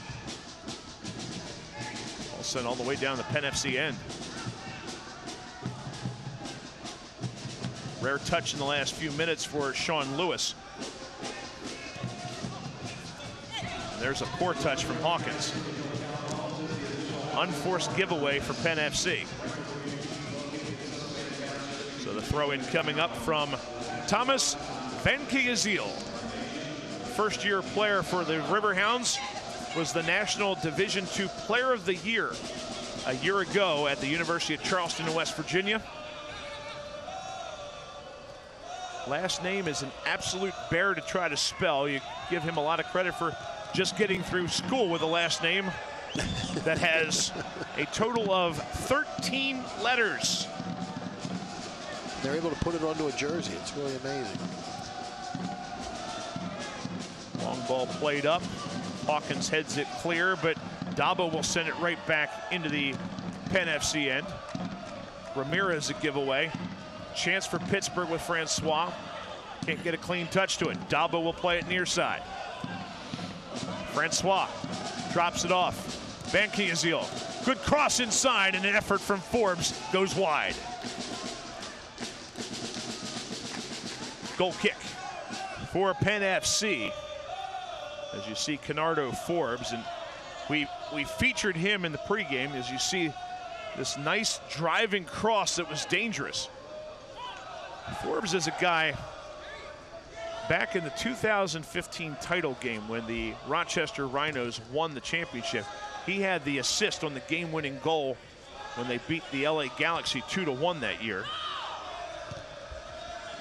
The stud in the indoor game as well for many years for the Syracuse Silver Knights, as Penn FC tries to find Cassana, but can't get to the end of that one. Canardo Forbes is a guy who, if you're Bob Lilley, may have been the first call player-wise when he got the job here, leaving Rochester and coming here to Pittsburgh. Throw in for Penn FC. It's Marco Franco taking it in the back. 2/3 of the way gone by, and Penn FC season on the brink right now, both in the Keystone Derby and in this contest, trying to keep themselves inside the playoff race. Francois. Venkiazil does not get it back from Forbes, as he'll hold on to it. Now plays it to him. Drop back for Forbes, and Menjivar steps in front. Lee will intercept, though. The left back comes forward, crosses. Penn FC an easy takeaway that time. Can they get something going on a counter? Cassana drops it off. Barone, second half sub with some fresh legs, coming down the left flank. Pittsburgh just gets back so well defensively. Paulo Jr. trying to switch the point of attack. I don't know that he was trying to go to Franco, but it gets to him anyways. He'll have to turn back.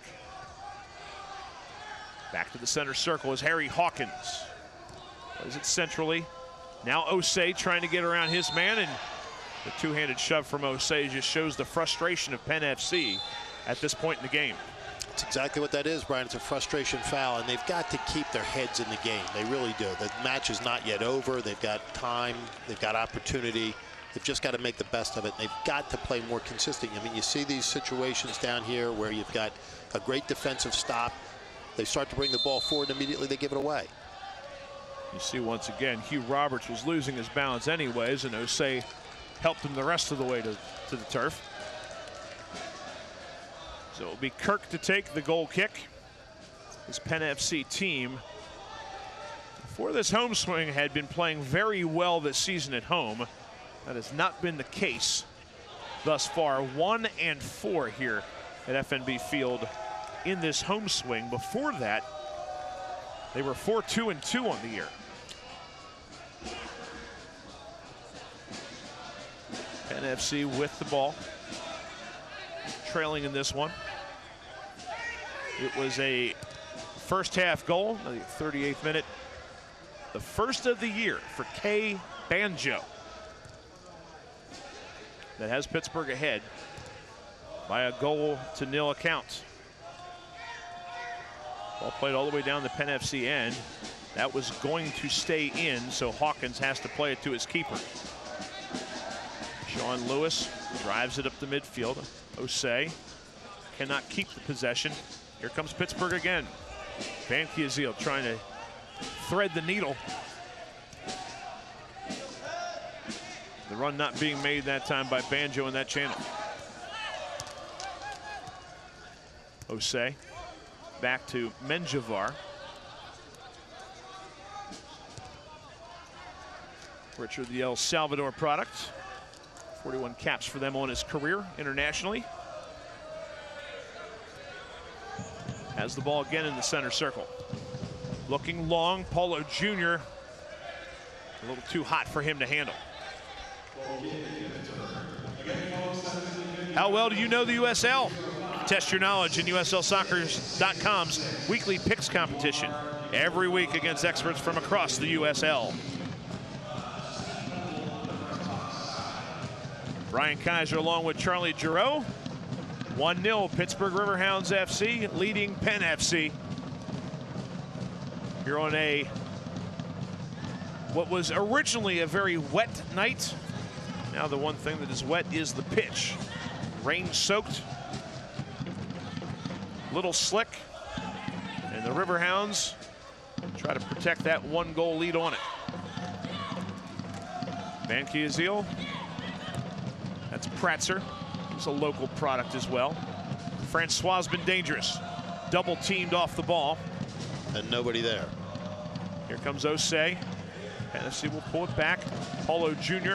Again, this is another time I think he was looking for Ramirez, and it goes all the way back instead to Franco. Yeah, their ability to switch fields has not been crisp tonight. Barone plays it forward. Casana, because of a sprawling Greenspan, gets the possession. Here's Ramirez to his favored left foot into the box and headed by Greenspan before Usl gets there. Now over to Franco off the foot of Menjivar. Ramirez, Jaime tries to drop it off to him. He got obstructed. No call from the official. And it's going to be a goal kick for the Riverhounds. And right now you see Raul Voss expressing his concern with the lack of a call there. And you know he's frustrated right now because this home stretch was set up for Penn FC that if they could get hot at home, this is a team that could carry that momentum, maybe even as far as the playoffs. And what it's seeing like instead is it's going the opposite direction. Now the frustration setting in. And we all thought that coming in here. In the first match against Atlanta United, things really unraveled there. They lost a match they should have won. A little tugging of the shirt. And the easiest card that you're going to find for our center referee on Miguel Jaime. Maybe quite a bit of tugging. And it's been a disappointing homestand. And, you know, you've got to score goals if you want to win matches. And Penn FC has been in a drought over the course of the last 4 matches. 1 goal in 4 to this point in this match. And a Bob Lilley coach team is not the way to get healthy when you're looking for goals. And it's the reason that maybe more than anybody else, this team may be the biggest competitor for FC Cincinnati, just because they'll muck it up with you and they will make 1 goal stand up. Right, they're a team that will hang around in a closely contested match and will make a goal stand up. Defensive guru sends his team forward because Francois blows that one over the bar. So Penn FC with a goal kick, and the urgency has to start here from Penn FC. We really have not seen enough of it from a team that is trailing and seeing any chance of making the playoffs dwindle away here in the September evening. Yeah, we really are. I mean, we're into the 68th minute now, Brian, and I just don't see the intensity that Coach Voss talked about at the half. Throw-in coming up for Van Kiazil. Played up to midfield. Kasana can't get there, and black jerseys everywhere, because the Riverhounds have to protect the 1-goal lead. And again, they leave the Keystone Derby as well. And against a team that's very stingy in terms of allowing goals, the realistic situation is that Penn FC has to score twice. One really doesn't do much of anything, either in the Derby or in the playoff standings. We may have said that before tonight. I think so, yeah. I was just checking the Riverhounds results earlier this year against the other team that's in Pennsylvania, that being Bethlehem Steel. Bethlehem Steel this year, they have, I know their fans have talked and said, how can this really be the Keystone Derby when they're not part of it? And I don't disagree with them, but these two teams were the ones, at least if you count the Harrisburg City Islanders part of the Penn FC rebranding. These are the two teams that have been in USL and in Pennsylvania the longest, 2 of the longest remaining teams. Both these teams were around in 2010 when that league was down to 6 teams, and wow, have they exploded since. They've done a terrific job, Brian. The league across the board. Great brand, great product, great players, great fan experience, and growing.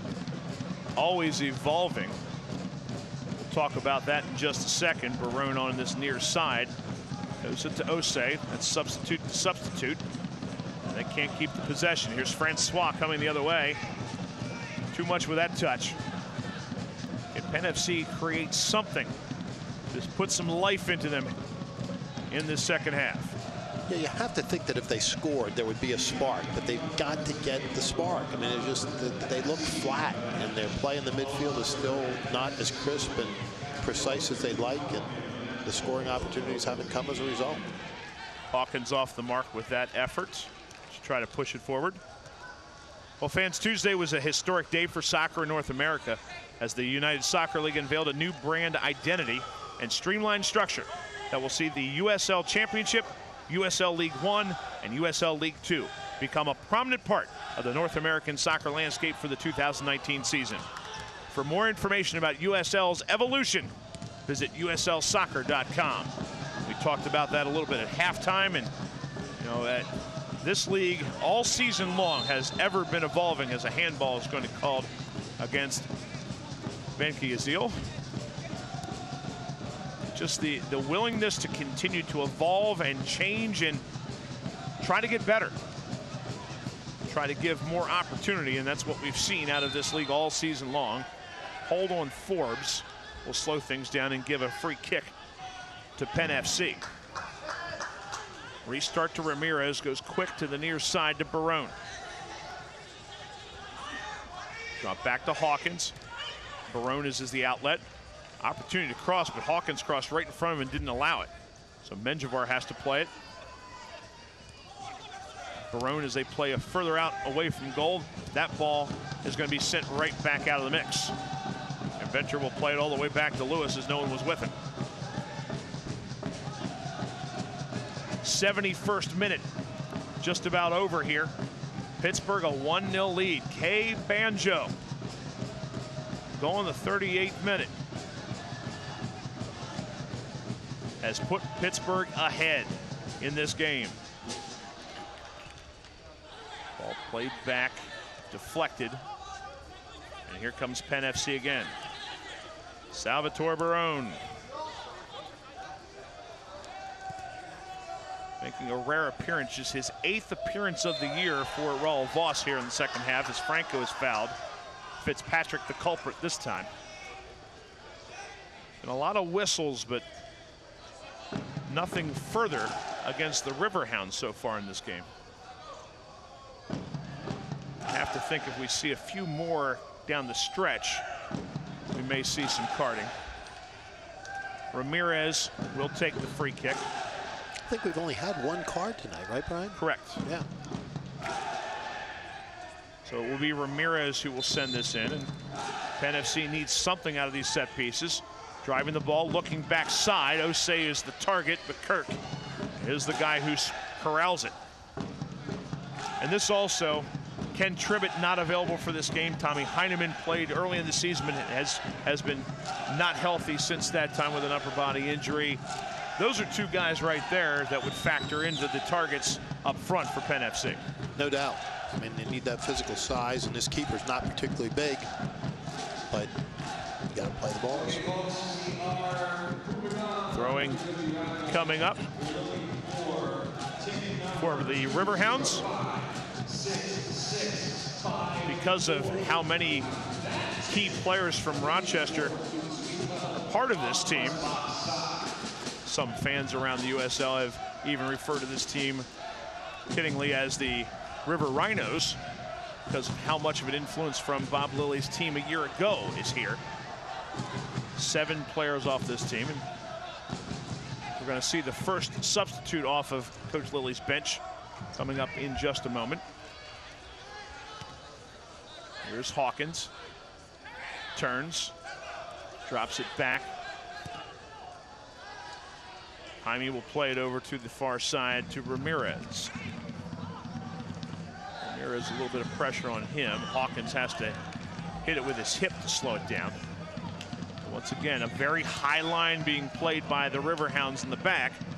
And that's forcing a lot of congestion for Penn FC as far as what they want to try to do. Casano's on side. The Riverhounds have more bodies there. Good slide from Barone to win that one. Trying to play nice it. touch. Casano can't keep it though. Here's Venter. Over on the right side to Franco. Might have to do this with the dribble, and here comes Franco with a 4-8 onto the right side. Into the box it goes. It slips through the hands of the keeper, but on the back side, Banky Usl is there before Paulo Jr. Big opportunity there. Keeper misplayed that, but unfortunately nobody there behind. They do get a reset out of it though on a set piece here from the corner. Corner coming up. We'll talk to between Todd Pratzner as well as Isaac Osei. Here's Menjivar to take the corner. It's not a great effort. Footing coming off of the infield area is not the best and slipped a little bit, and Penn FC will play it all the way back. 15 minutes plus stoppage time left to go.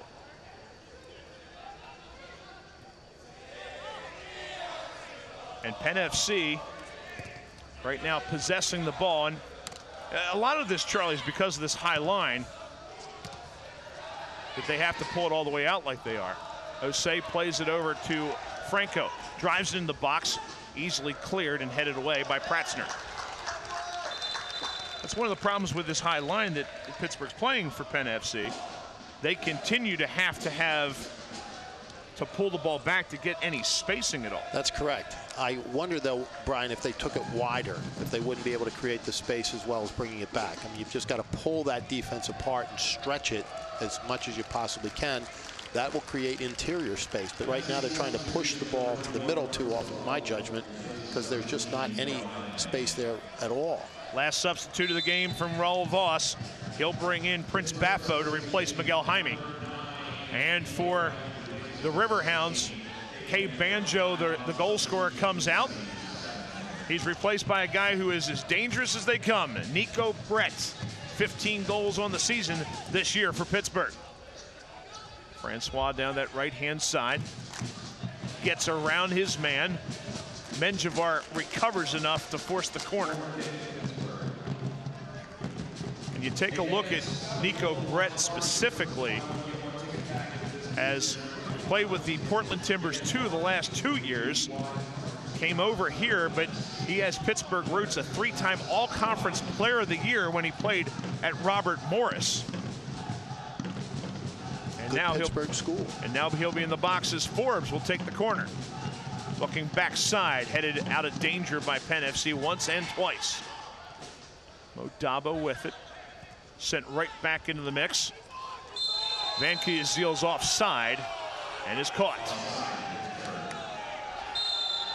And we're going to see a yellow card shown to Hugh Roberts, who did not allow Penn FC the restart that they wanted. That was a card. And just took the ball with him. So that's the first yellow that we've seen.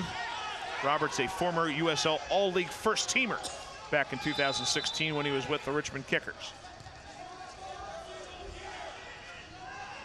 So here comes Penn FC with it.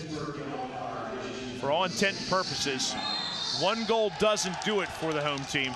They need 2 in the Keystone Derby and also in the USL playoff hunt. We've said that throughout the match, Brian. They need 2. This is a win situation for Penn FC, or really, for all intents and purposes, their playoff hopes are dashed. So it will be Walter Ramirez to take the free kick after Osei drew the foul. We'll approximate this one at about 30+ yards from goal. Ramirez will send it in.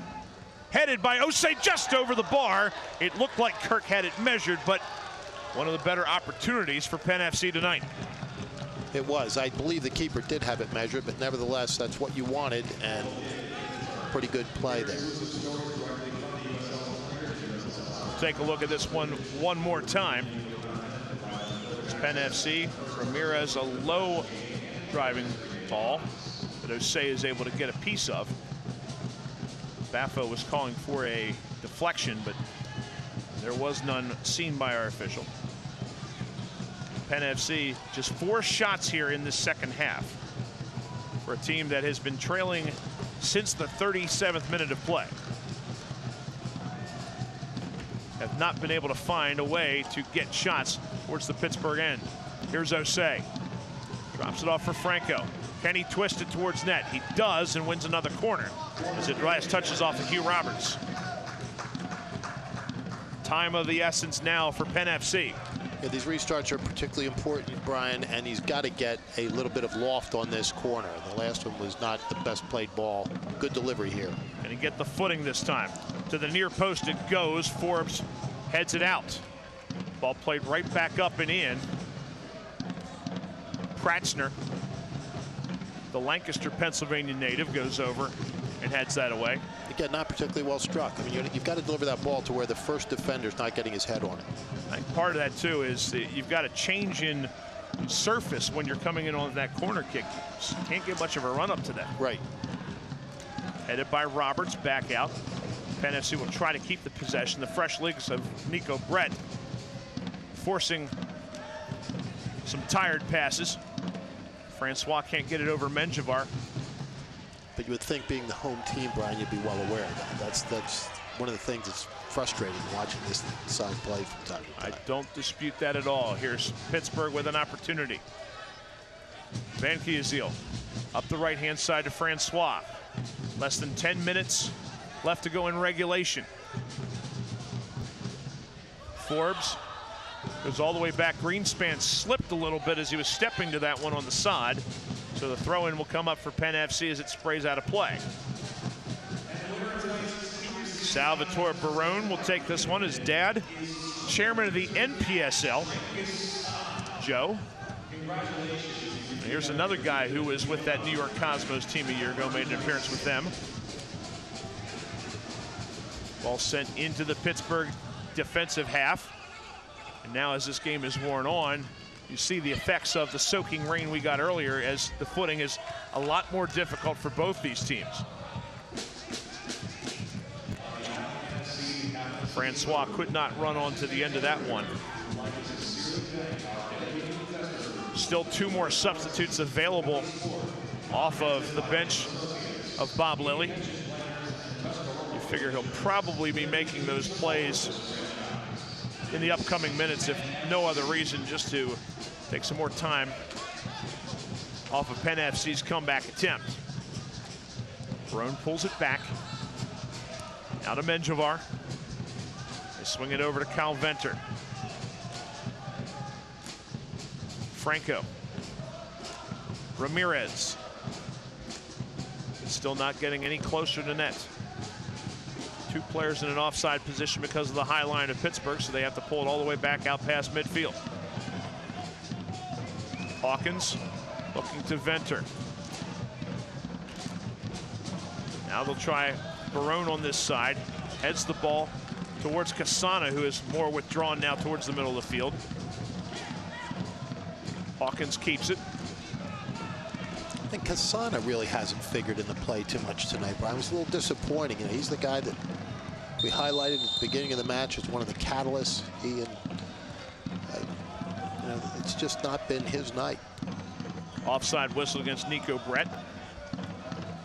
So Penn FC will get the opportunity to restart here. Still looking for something to get them going. Get the home crowd energized and believing in the chance to win. Ball sent down this near side. Van Kiesel heads it over the end line, so here, or the sideline.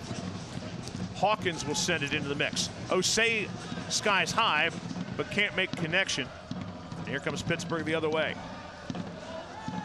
Forbes is taken down and out by Franco. This is going to be a yellow to Marco.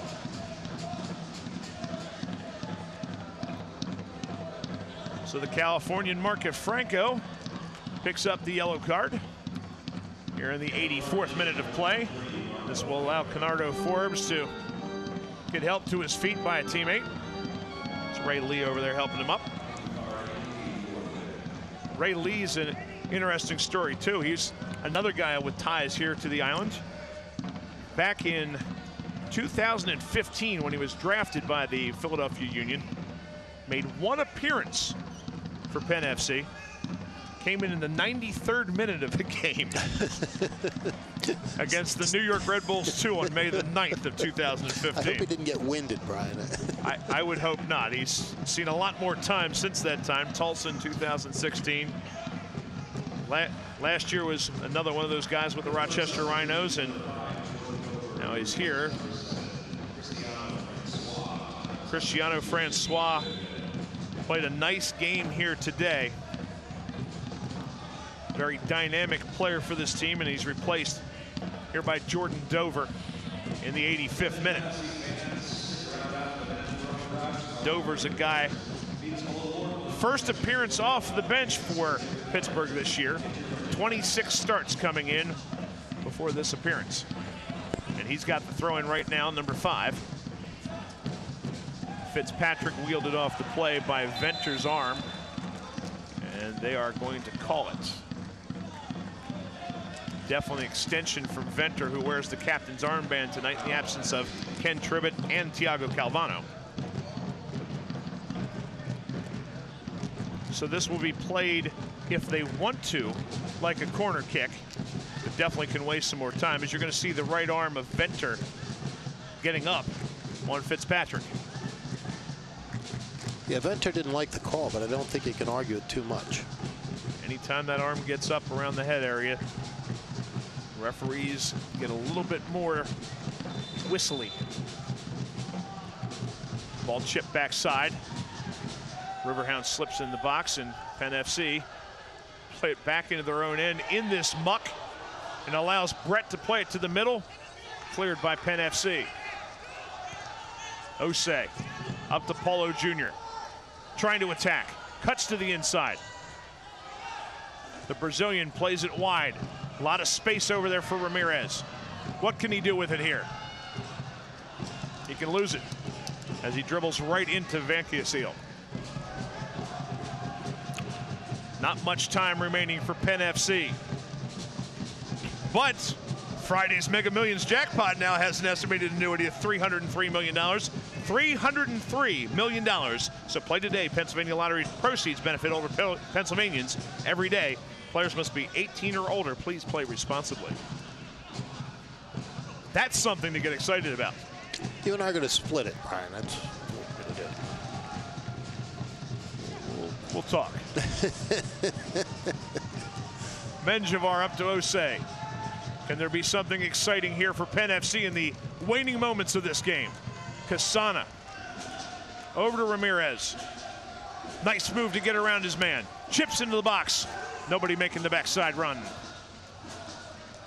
Barone does a good job of sheltering that one over the near sideline for a Penn FC throw. Here comes Baffo. He's got a good right foot, but doesn't get all of that shot. And Mike Kirk over top of that one. One of the easier saves he's had to make tonight. And time is really winding down here, Brian. It's tough to watch. So the kick comes into the Pittsburgh offensive half to Canardo Forbes. Forbes over to that left-hand side. Ray Lee is there. Just trying to work a little clock. Working against Franco. We'll just try to keep the ball in his possession, and does, as the throw-in will benefit the Riverhounds. All credit to Bob Lilley's team this year for adopting his philosophy. And at this time of the year, this is when you need to be able to play good defense, but they have just enough scoring pop to make them dangerous. Penn FC wins the ball. Here they come the other way. A rush that really needs to produce something here. Kasana chests it. Plays it wide.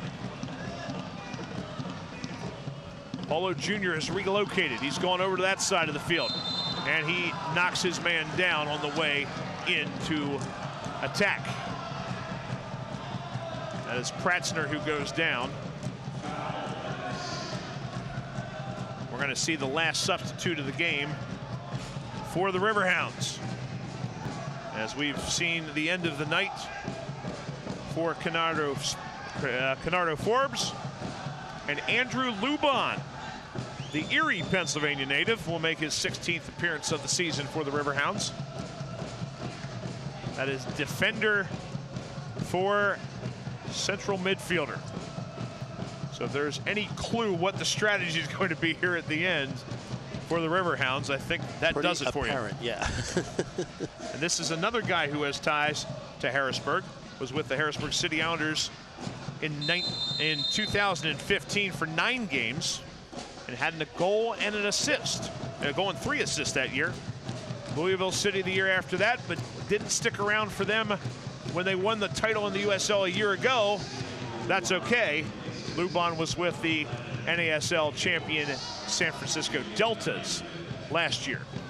All roads seem to kind of wind their way through this beautiful little island here, City Island, in the middle of the Susquehanna, Harrisburg, PA. Foul called against Lubon in the middle of the field.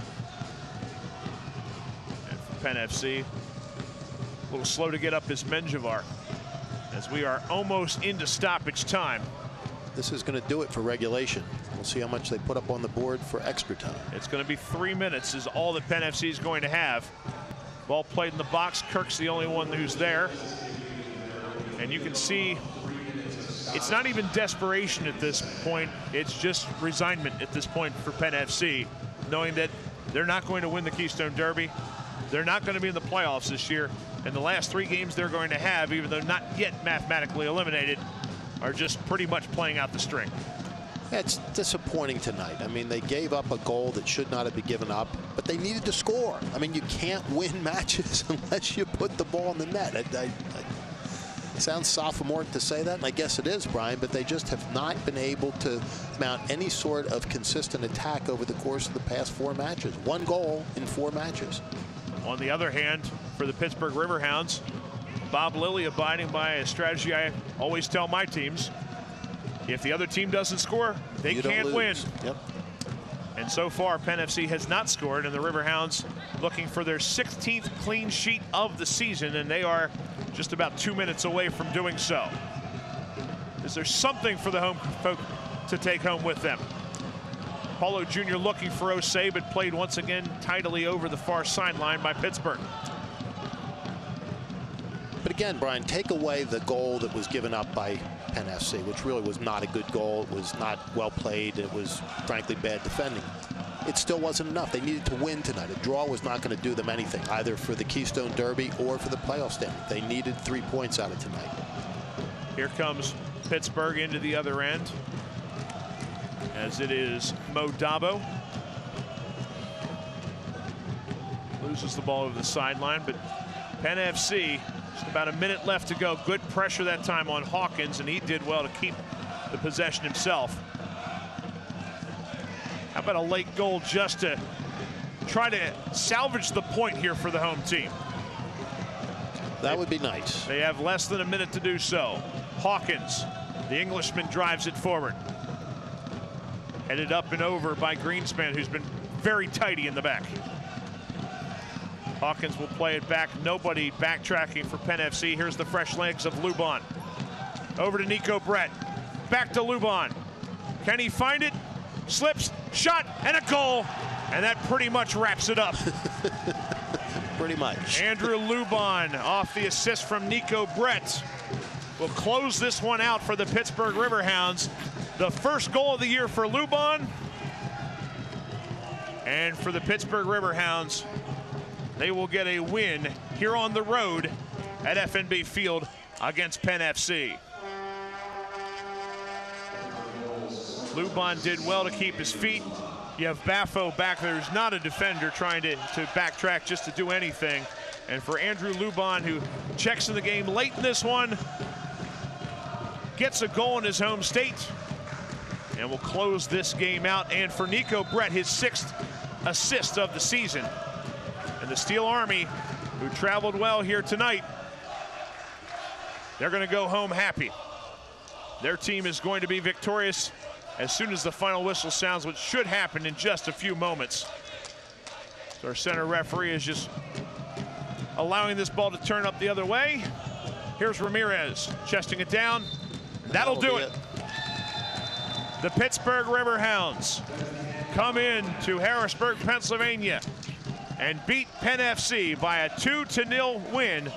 They win the Keystone Derby, and they also move into 2nd place in the USL's Eastern Conference. And for Penn FC, they will remain in 13th place and wonder what if, because this season has 3 games left to go, and it is virtually impossible for Penn FC to try to make the playoffs. There you see the Keystone Derby Cup that will be presented to the Pittsburgh Riverhounds. We're going to take a break. We'll wrap things up here from Harrisburg. When we come back, Riverhounds 2, Penn FC 0. Back after this on ESPN+. From Times Square to your local community, from local sports to international conventions, Invicta has changed the broadcast and video landscape, bringing professional quality and service to organizations across the globe. Through professional, college level, and local sports, festivals, competitions, parades, and telethons, conferences, and commercials, Invicta is bringing the power of video to more people and markets than ever before. Have a project you need covered? Check out our website for more information. Invicta, providing affordable HD video solutions.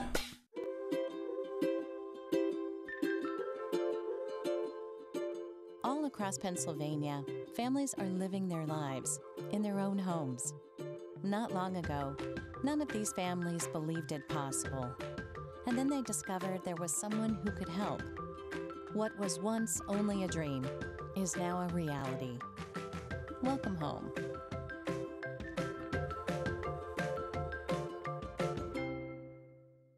Did you know all electronics must be recycled? It's the law. But more importantly, it's the right thing to do. At the Recycling Center, Dauphin County residents can recycle older broken TVs, computers, cell phones, laptops, major appliances, even paper. The Recycling Center is conveniently located on Cameron Street in Harrisburg. It makes recycling fast, safe, and simple. Stop by the Dauphin County Recycling Center today and help us recycle the right way. Jason Johnson!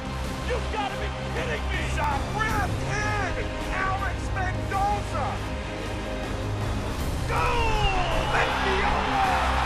Sunday the other way! Oh, what a goal! And what a world-class goal that is from Didier Drogba! Pure brilliance from Ricardo Pereira. Krasinski diving stop! Must-see TV. Don't miss that game of the week coming up on October the 10th. But here we have the Pittsburgh Riverhounds with the Keystone Derby Cup. They're walking it around the field right now. And the guy who is carrying it is the goal scorer, Kay Banjo. He had the first goal and the important one in the Riverhounds' 2-0 victory tonight over Penn FC. Let's take a look at the highlights and just go right to the goals in this one. It's a cross from Cristiano Francois. Not good defending on the backside of that, and it's Banjo who cleans up for his first goal of the season.